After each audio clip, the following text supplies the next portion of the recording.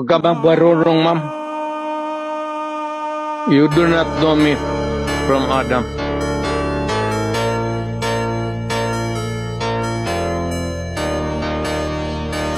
Nalaman natin meron talagang reward system at merong pinanggagalingan yung pondo para dun sa reward system.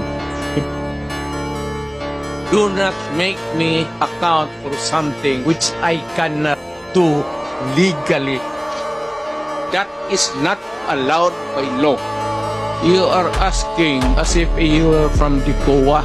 Kailangan mo ng report, so you have to bring the papers. Ano? Hindi naman ako COA.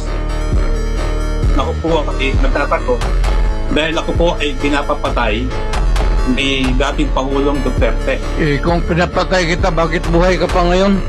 Successful po ba ang war on drugs ninyo? Successful, ma'am. Na-minimize yung drugs.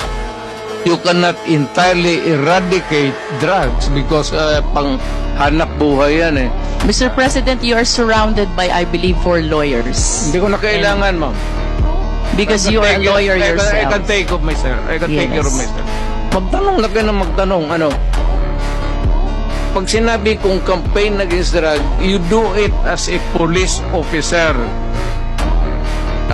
Nag-aral ka naman ng 2 years basic, sinunod mo lahat, you should follow. Not if you go out of the way, I cannot answer for you. Where do you draw the line of your responsibility in this war on drugs? Because guilt is personal. Yes, very personal. You're a lawyer?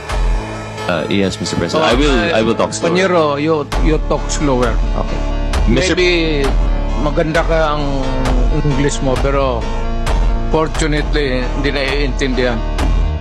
Sa mga kongresista na kaalyado ng mga NPA, mahaya naman tayo sa topic ng pagpatay dahil kayo mismo, hindi kayo nagsasalita sa pagpatay ng NPA sa mga pulis, sundalo at mamayang Pilipino. Sa NPA, nire-recruit ang mga kabataan para pabagsakin ang gobyerno at pumatay ng mga pulis, sundalo at tropa ng gobyerno. Salamat, ma'am. Mr. Chair. Bawal po pumalakpak dito. Kung gusto nyo pumalakpak, doon kayo sa labas. Maaari ba?